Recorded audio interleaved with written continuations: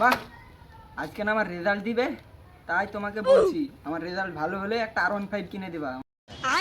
হুমন্দি সাওয়াল আমার যে পরীক্ষা দিছে তার এবারে বলে যে R15 লিবে। আচ্ছা তুমি দেখিলো আমি পাস করতে পারি কি না পারি। ঠিক আছে, তুই যদি পাস করতে পারিস তাহলে R15 তোর confirm. A few moments later.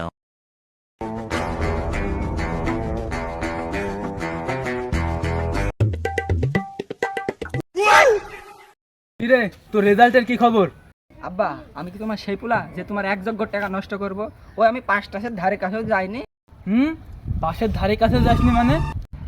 হয়েছে কি যে আব্বা আমি ফেল করেছি, তোমাকে আর গাড়ি কিনে দেওয়া লাগবে না, এক যজ্ঞ টাকা বাইসি গেল।